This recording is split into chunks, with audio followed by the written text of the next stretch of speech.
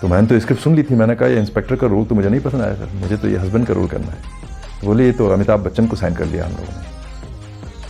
तो मैं बहुत ही डिप्रेस सा हुआ।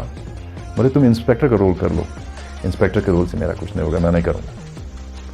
चोपड़ा साहब वाज ही वाज अगास्ट। उनको लगा कि ये क्या है, ये स्ट्रगलर न्यू कमर चला है, B R Chopra is giving him banner में अपना एक इतना अच्छा रोल दे रहा है और ये रिफ्यूज़ कर रहा है।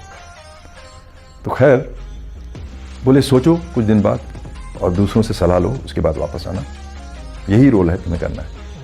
तो luckily in the meantime what happen was, Amit ji की मेरे ख्याल से वो पिक्चर आनंद रिलीज़ हो गई थी और उसमें बहुत अप्रिशिएट हो गए थे वो, तो उन्होंने नेगेटिव रोल नहीं करना चाहते थे, तो उन्होंने पिक्चर छोड़ दी।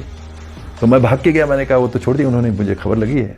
तो बोले हमने शत्रुघ्न सिन्हा को साइन कर दिया। अरे मैंने कहा मारे गए, ये मेरे बड़े भाई लोग सब मेरे दुश्मन बन गए।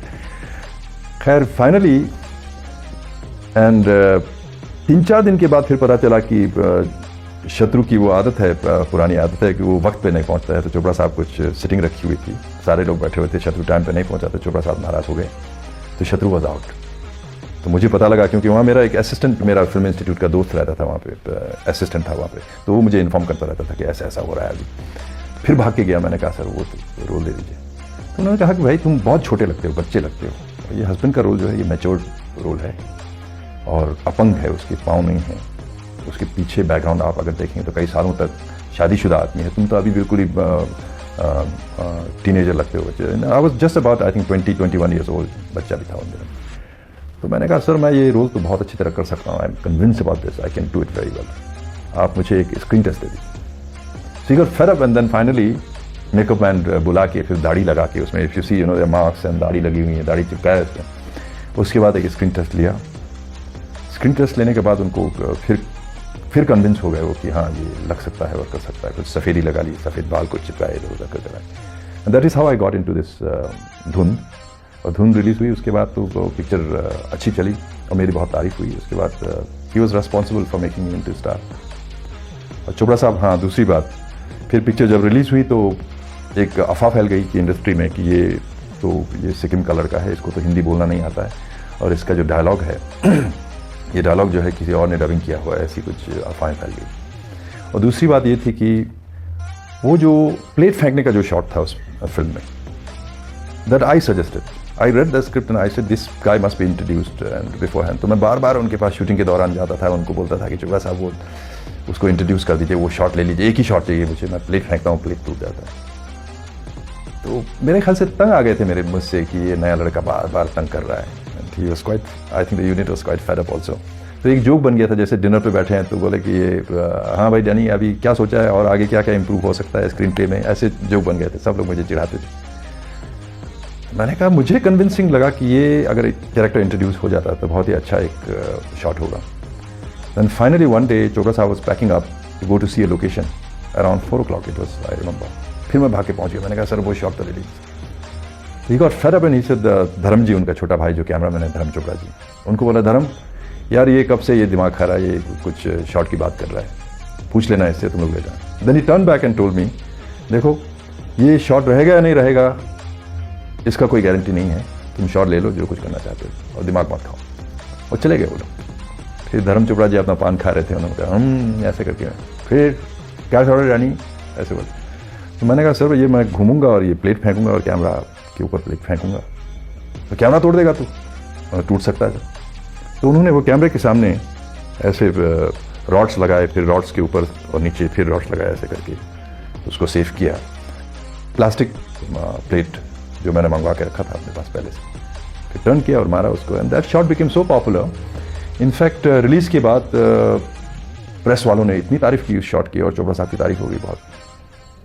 तो but now the man Chopra साहब, why I respect him so much is, उन्होंने प्रेस कॉन्फ्रेंस बुलाई और प्रेस वालों को ये बताया कि ये जो आवाज़ है, इसकी जो वॉइस है, ये इसकी अपनी आवाज़ है। और सेकेंडली वो जो जिस शॉट की आप लोग तारीफ़ कर रहे हैं ये इस लड़के ने दिया। So that's B R Chopra. हाँ, मैंने उनके साथ, राजकुमार जी के साथ बहुत फिल्मों में काम किया और काफ़ी सक्सेसफुल फिल्मों में भी काम किया हम लोगों ने साथ में। तो उसी फिल्म के दौरान मिलना जुलना होता था। 1-2 बार उनके घर भी गया हूँ, जूहू पे, उनका विस्परिंग विंडोज़ ऐसा कुछ नाम है उनके। वहाँ भी साथ में बैठ के जाम भी पिए हैं हमने। ये बस मेरी रीडिंग ये है कि राजकुमार जी एक बहुत ही इंटेलिजेंट इंसान थे, बहुत ही क्लासी टाइप के आदमी थे, जिनको बहुत चीज़ों की समझ थी। किसी भी टॉपिक के ऊपर उनके साथ डिस्कशन किया जा सकता था कहीं भी। And then somewhere he was a misfit in this industry. उनको लगता था कि ये गलत जगह पर मैं कैसे आ गया हूँ थोड़ा सा, क्योंकि यहाँ का माहौल ही ऐसा है। जैसे काम करने का जो माहौल है उसमें मोस्टली अनएडुकेटेड लोग हैं, जैसे हमारे स्पॉट बॉयज़ हैं, ड्रेस पीपल हैं, ये जहाँ मोस्टली अनट्रेन लोग भी हैं। और राज जी मेरे ख्याल से being he was in the police department, he was working, he was a discipline police officer, तो उनको वो हमेशा वो डिसिप्लिन ढूंढते थे इसमें, जो ट्रेट मेरे में भी है। मैं पहले आर्मी में ज्वाइन करना चाहता था। I was in NCC, I was best cadet in 1968 I think 69। तो वो बिल्कुल ही कंट्रास्ट मुझे भी महसूस होता है इस बात का कि ये यहाँ कोई टाइमिंग नहीं है, कभी भी शॉट लिए जा रहे हैं, कभी कुछ कोई डायरेक्टर जो एकदम वो सीन में घुसा हुआ हो, जो पागल सा होता है, उसको टाइम का कोई वो मतलब ही नहीं होता, वो अपने काम में लगा रहता है। उसको तो वो लंच ब्रेक बोलना भूल जाता है। वो कभी पता लगा कि 4 बजे सुबह डिनर हो रहे हैं, और पता लगा 3 बजे या 5 बजे दिन को कुछ लंच खा रहे हैं, और रात दिन शूटिंग हो रही है ऐसा। तो वो सारी चीज़ें मेरे ख्याल से राज जी को अच्छा नहीं लगता था। तो he used to be discipline, like उनका अपना ही एक बना हुआ था कि सुबह आएंगे आराम से 10 बजे, उसके बाद शूटिंग करेंगे, फिर लंच ब्रेक उनका 3-4 घंटे का होता था। Used to go after lunch, used to go off to sleep for some time, और 4 बजे शाम को फिर उतरते थे मेकअप वेकअप करके, फिर उनके साथ शूटिंग होती। तो सारे प्रोड्यूसर्स और डायरेक्टर्स को भी मालूम थे, को आर्टिस्ट को भी मालूम थे। हमें पता था कि भाई राज जी 4 बजे के बाद ही शूटिंग पे आएंगे आफ्टर लंच में। तो डायरेक्टर क्या करता था, वो 2 बजे और 4 बजे के बीच में दूसरा कोई सीन ले लेता था, उसमें एडजस्ट हो जाता था। और नाइट सीक्वेंस होती थी, जैसे कई बार होल नाइट करते हैं लोग, रात भर शूटिंग करते रहते हैं, बारिश में भीग रहे हैं या फाइट चल रही है रात भर। तो राज जी के साथ काम करने में कन्वीनियंट ये था कि वो रात को 7 बजे की शिफ्ट में आते थे, बस 12-1 बजे पैकअप करके चले जाते थे। I used to love that because I wanted to do that also. Raj ji के साथ ज़्यादा पिक्चर करने का मकसद ही ये था कि बड़े डिसिप्लिन के साथ वक्त पे काम होता है, वक्त पे इंसान की तरह चले जाते हैं। ऐसा नहीं कि वो चमगादड़ की तरह रात भर जागे हुए हैं, तो उसमें मज़ा आता था। I think Raj ji was one of the biggest stars.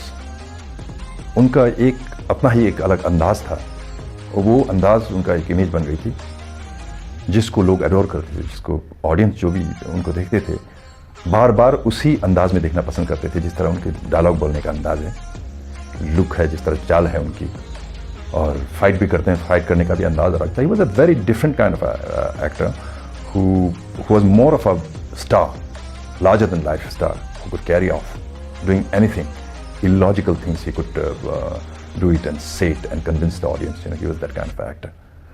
So I enjoyed working with him, and हमें पता होता था कि कहाँ पे किस डायलॉग पे राज जी का ये अंदाज आएगा, और हमें पता था कि ऑडियंस, हम थिएटर पे जाके ऑडियंस के साथ देखेंगे तो यहाँ पर ताली पड़ेगी। और जानी आ गए हैं, उनके जूते भी दिखाते थे, लोग ताली मारते थे उन दिनों। ग्रेट गाय, वंडरफुल गाय, और बहुत ही तमीज़ उनका था। मैं आपको एक चीज़ बताना भूल गया, बहुत तमीज़ वाले आदमी थे। जैसे एक बार उन्होंने मुझे बुलाया, एक दिन हम लोग बुलंदी की शूटिंग कर रहे थे, तो उन्होंने मुझे इनवाइट किया कि भाई कल शाम को पैकअप के बाद बैठते हैं वहाँ।